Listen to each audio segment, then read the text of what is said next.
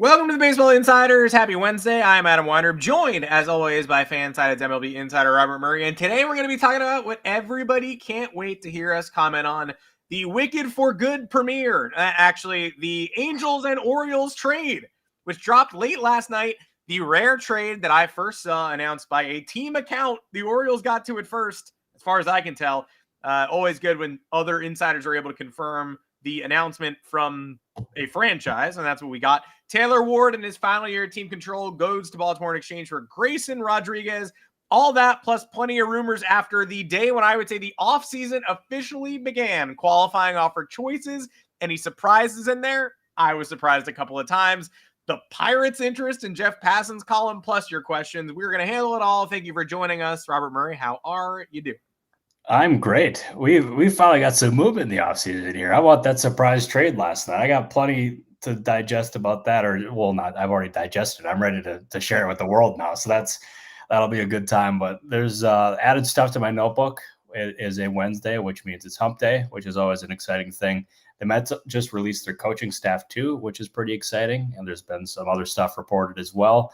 I'm excited for the show. I think this is gonna be a good Wednesday edition. Adam Weinrib, good to be here. How you doing? Happy Wednesday. Happy hump day.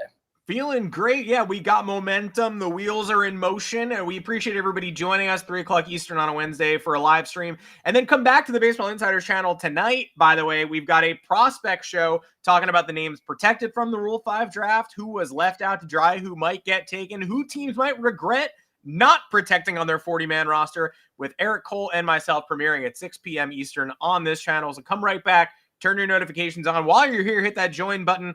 Join us in the Discord. Also, read us on the Baseball Insiders feed on fansided.com/baseball-insiders, or get the best of FanSided's MLB writing directly to your inbox with the moonshot. Please subscribe to that if you're not already subscribed. All right, let's roll it. We see your questions. We'll definitely get to a few of them, but plenty to talk about in a jam-packed episode.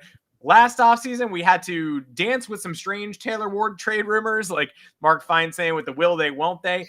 That report ended up not materializing. Feinstein poked fun at himself last night, announcing this one. Yes, Taylor Ward is getting traded, 36 homers, just one season, to a crowded Orioles outfield in exchange for 4 years of Grayson Rodriguez, who both parties claim will be ready by spring training, by opening day, but missed a ton of time and had sort of a nebulous elbow surgery, not Tommy John last year. We all know what Tommy John recovery is like. We don't really know what right elbow debridement recovery is like. So a lot of questions there, and you look at it on the surface and you say, who knows what we don't about his medicals. But what were your reactions last night? How much were you able to digest?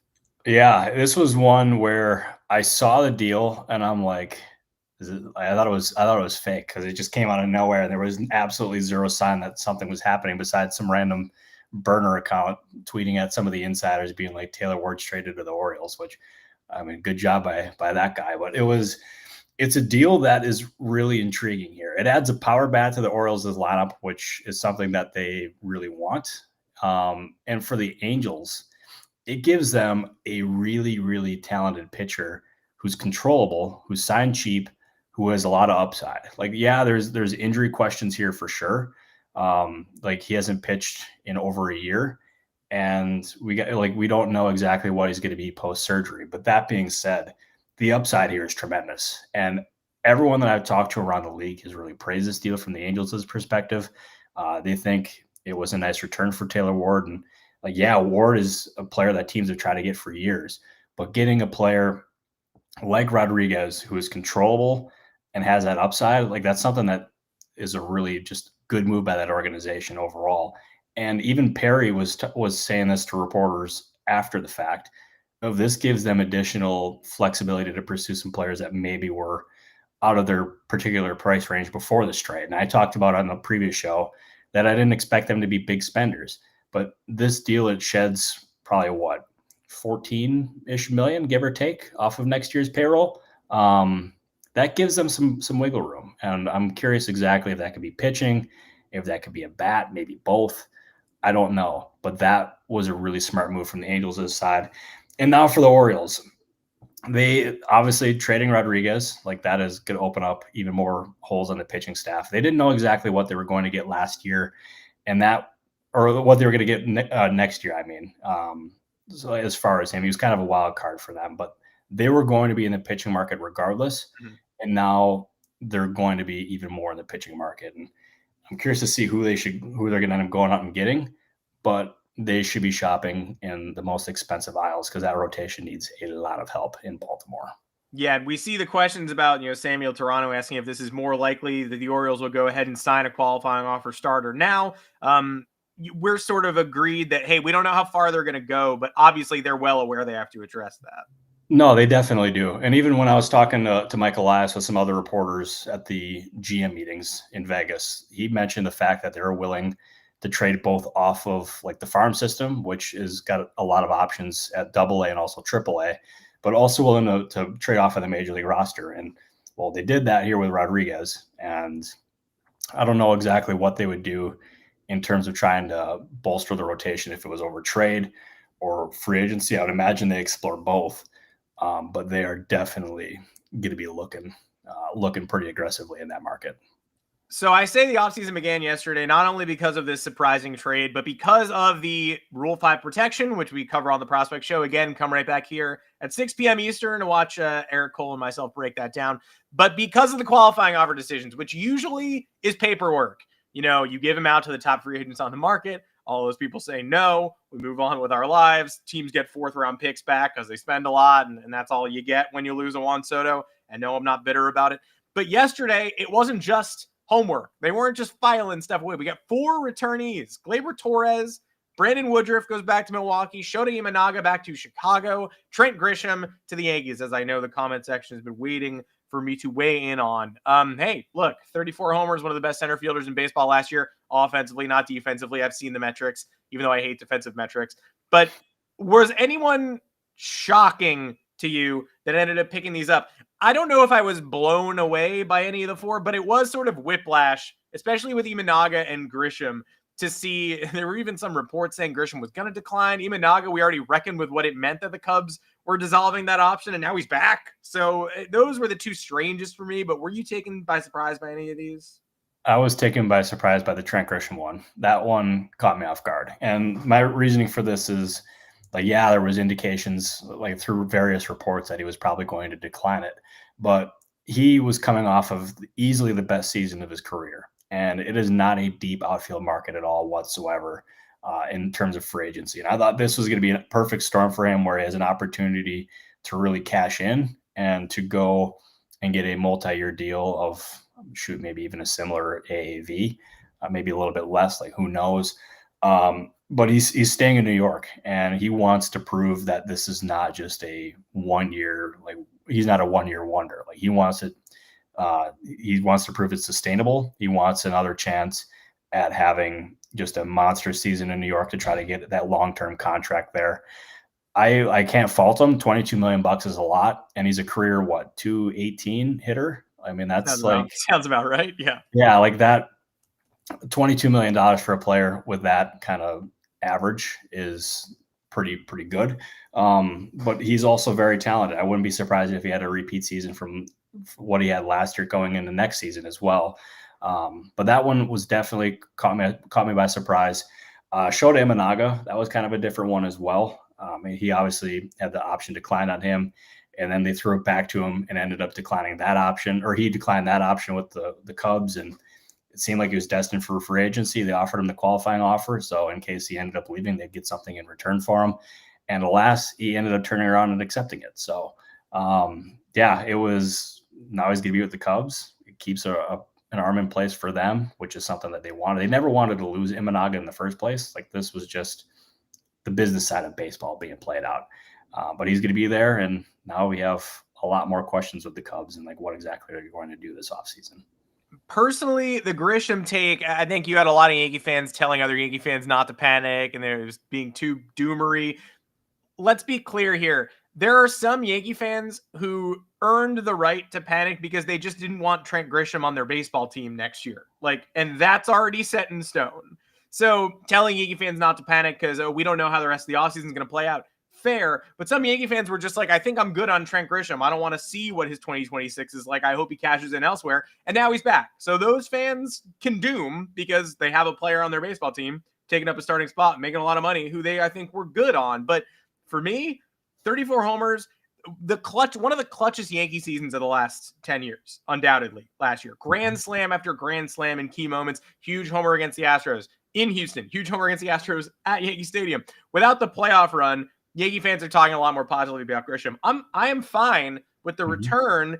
It's just the question of how much 2027 uncertainty are you going to leave? Because if you don't bring back Cody Bellinger, you're going to run Grisham and Judge and presumably a prospect, either Dominguez or Jones in left field almost full time. Risky, but then you've got a hole in center field for 2027. If you do bring back Bellinger, then you lose a year of development at the big league level for Dominguez and for Jones. And now we don't know what either of those people are. And you don't know where are we going to see them. They're both going to AAA. Somebody's getting traded for pitching.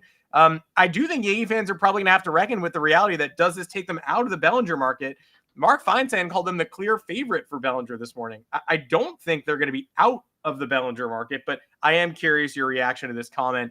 I think the reason Yankee fans are aggrieved aren't because they're bringing back a 34-homer bat. It's because, that's a $22 million brick they didn't expect to have to absorb. And now what do they do from here in need of bullpen, in need of rotation insurance, in need of a Bellinger or another outfielder, or a backup shortstop, bench pieces, Ahmed Rosario. Like, there's a lot of work to be done, and here's $22 million for this guy.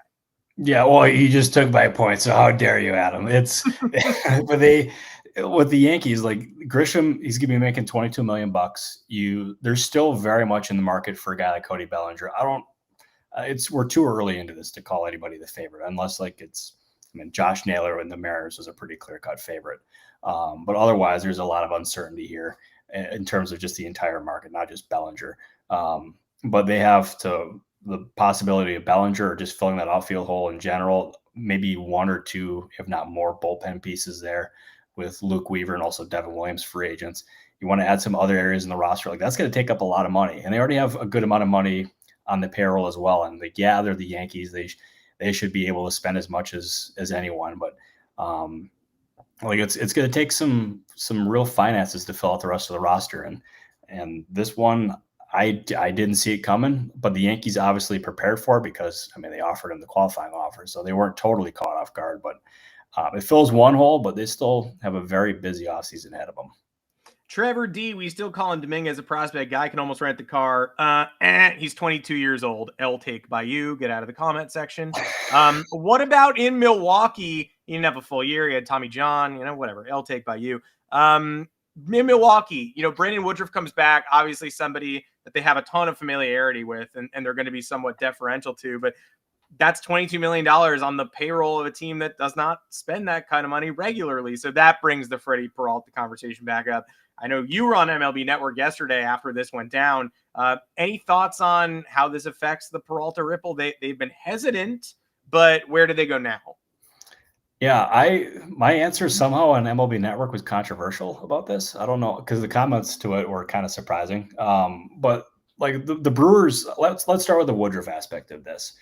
Is they love Brandon Woodruff internally. Like, he came up through the organization. He is a big time leader in that clubhouse, on the field. He's a pillar in that community. And they offered him the $22 million qualifying offer because they wanted him back. And he accepted it. There was some, at one point I had someone describe it as 60-40, like that he was leaning toward yes. But it was no real, there was no certainty that he was going to be taking it. But he's now there in Milwaukee, and you have Freddy Peralta in that obvious trade candidate just staring you in the face. And you have $22 million invested in Woodruff. You have $8 million in Peralta. That's $30 million in two pitchers for what the Brewers have even self-described themselves as the smallest market in baseball. Last year, they didn't spend much in free agency whatsoever. But to me, I would think it does increase the chances of a Peralta trade. And it goes against some of the stuff that's been written or even said by the Brewers in general. Like Matt Arnold said, he anticipates Peralta starting the season in Milwaukee. He said that at the GM meetings less than 2 weeks ago. Even Mark Antanasio said that they're very happy with the rotation right now when he was talking to The Athletic the other day. So I'm not saying that Peralta is going to be traded. That's not what I'm saying here whatsoever.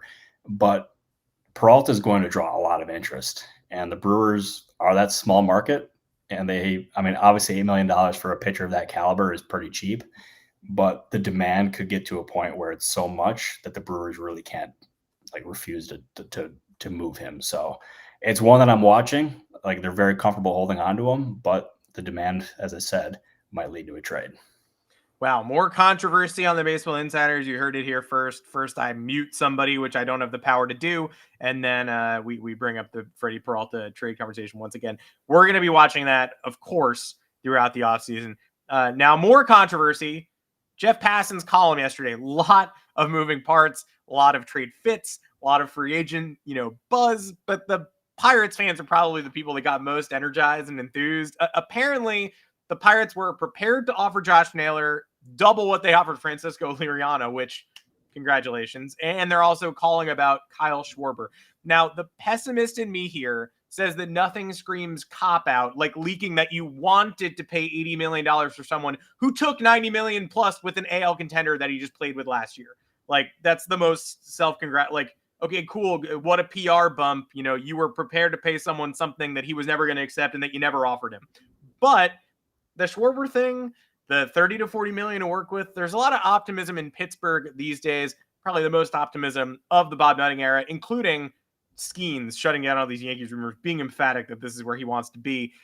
What do you take away from all of this? Should Pirates fans not necessarily prepare to sign Schwarber, but should they prepare for the team to be shopping in a higher end section of the offseason?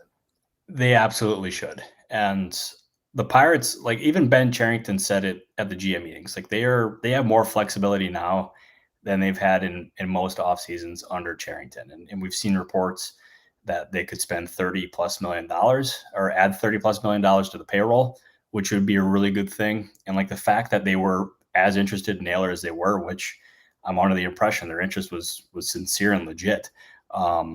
Like, that's a really good sign for them. And do I expect them to get Schwarber? Like, probably not.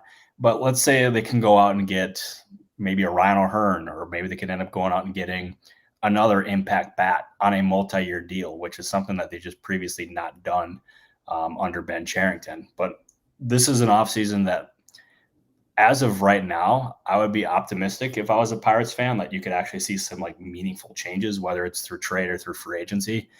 It's going to end up being a really fascinating one to watch, because I'm not used to talking about the Pirates being spenders, but all indications out of Pittsburgh and just from people around the league is that they're sincere about spending. So I'm anxious to see what Ben Cherington's cooking up. So that to me is probably one of the more fascinating storylines of the entire winter, if I'm being honest. Yeah, and we welcome our Pirates fans to the comment section. We know you're usually here. I think we're going to be having a fun one talking about Pittsburgh rumors. Going to open it up to a few questions before we get out of here. Ryan M. with one of the most Red Sox questions of all time. Breslow, is he going to move faster? Another slow-paced offseason. Obviously, slow worked last year, but was annoying. So first of all, but I got everything I wanted, but it was too slow last offseason. Cry more. Second, though, what do you anticipate Craig Breslow's pace to be this season with Pete Alonso, with a big bat on the shopping list, with a Bregman return, looking for a number 2 starter? There were some rumors last week, maybe early this week, time flies at a weird pace, that they would rather sign a Cease or a number 2 rather than give up more assets after the Crochet trade last year. That hit me weird. That felt wrong. But, you build up the farm system to partially trade it when your roster's already this good. But what are you thinking with Boston? With Boston, I would expect Breslow to move at any pace that he deems necessary. If there's an opportunity to get a deal done that he really wants, he'll move fast if he needs to. But last year it clearly worked for him moving at a slower pace. He ended up getting Crochet, which was an awesome move. He gave up a lot in that return, obviously, but that was an immediate ace to your rotation. Added Bregman, you added some other pieces into that team. It was a good offseason for them, and I expect them to build off of it. But okay, let's look at some of the different free agents that they might be interested in. We've seen them connected to Pete Alonso, and we've seen them connected to Alex Bregman, obviously. They both share the same agent, Scott Boras, who is known for waiting out the market. So immediately you think probably not going to get immediate resolution there. Pitching-wise, they want a difference maker in that rotation. Who that could end up being, I don't know, but I expect them to be active. I expect them to be aggressive, and it's very clear that those are 2 of their top priorities, if not the actual priorities there. All right, what about George? Corey wants to know a little bit about the Giants. We'll tuck this one in before we end show two. Thoughts on, I've seen them connected to Kyle Tucker a little bit, and Tucker's market seems confusing. What do you think, big game hunting or filling out the roster? I'm not expecting any like massive additions, especially on the pitching side. Like they made it pretty clear that the pitching side is going to be the priority for them this winter. Like they do need another bat. I agree with you. Well, I guess you didn't say it, but well, you kind of said it, but there's another person who said it about like Kyle Tucker possibly being a fit there. I think he'd be a great fit in San Francisco, but that might be too expensive for them now. I mean, we'll see exactly how the market overall plays out, but most of their additions will be on the pitching side because Posey believes that winning and getting deep into the postseason is built around great pitching and great defense. So I'd expect both of those things to be the priority, but obviously adding another bat is something they should do. And we will close it out here with Jake asking about Chaim Bloom in St. Louis. Anything cooking there? I've got nothing new to report on the Cardinals. I'll be totally honest there.